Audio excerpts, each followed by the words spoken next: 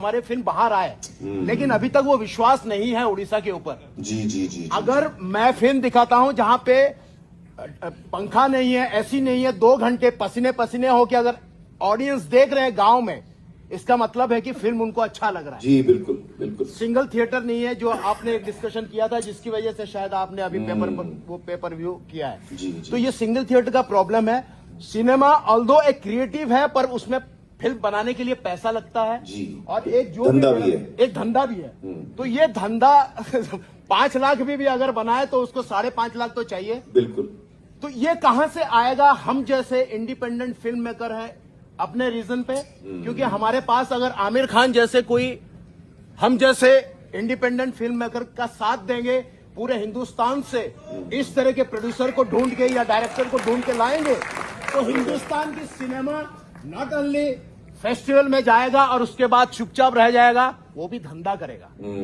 तो ये बहुत इंपॉर्टेंट है। आपका नाम क्या बताएं? मेरा नाम मनोज मिश्रा है। मनोज, मैं आप सब लोग, because there was no mic, I tell you. Manoj ji कह रहे हैं कि what is the scope for independent film makers in India, east from Odisha, जो फिल्म बनाते हैं बड़ी मेहनत से, फिर उसको रिलीज मिलनी चाहिए उसको। जी सर। तो उसका अगर कैसे फिल्म आ गया, मान लीजिए कि आपका फिल्म आ गया, तो मेरा फिल्म तो रीजनल फिल्म से हट जाएगा। तो उसके लिए क्या जरूरी है मैं बताऊं आपको, जो एक्चुअली संजय जी और मैं बात भी कर रहे हैं, काफी टाइम से बात कर रहे हैं, वो ज्यादा सिनेमा हॉल्स हिंदुस्तान में बनने चाहिए। हिंदुस्तान में 9,000 के आसपास है, I think, if I am not mistaken, 9-10 screen. और बाकी देशों में, चाइना में, यूएस में बहुत ज्यादा स्क्रीन है compared to what we have, and I think government of India is looking at that seriously also. Model, हाँ। तो थिएटर ज्यादा बनेंगे ना हर स्टेट में, पूरे देश में, तो ये सिनेमा को बहुत बड़ा बूस्ट मिलेगा। सर सुबह 11 बजे का शो मिलता है हमें जी। अगर मेरा बहुत अच्छी भी फिल्म है जी, तो सुबह 11 का शो मिलेगा तो 2 बजे तक निकल जाएगा, क्योंकि जो सिनेमा देखने वाले हैं वो तो शाम को आएंगे ना। शाम को आएंगे। जी जी जी। तो इसीलिए मैंने ये निकाला। ये स्ट्रगल, एक्चुअली ये जो स्ट्रगल है ना मनोज जी, ये हर सिनेमा का बंदा इस स्ट्रगल से जाता है। जब मैं भी शुरू में आया था तो मेरे सामने भी यही सवाल था कि मुझे कोई जानता नहीं था, कौन देखेगा मेरी फिल्म देखने आएगा कौन।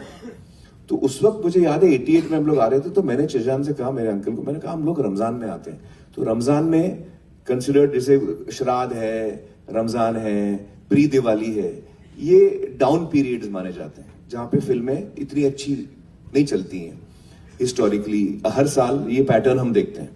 तो मैंने कहा हम लोग रमजान में आते हैं, क्योंकि रमजान में कोई बड़ी फिल्म लगेगी नहीं। तो हमको ऐसे होता ना कि थिएटर में जगह नहीं मिली, आपको स्क्रीन ही नहीं मिला, आप निकाल दिए गए। तो वो टाइम पे रमजान में कोई आता नहीं था, कोई फिल्म नहीं आती थी, तो हमने रमजान में लगाई थी और 3 हफ्ते रमजान के गए। एंड जब रमजान खत्म हुआ, द कलेक्शंस जंप्ड टू 96-97%।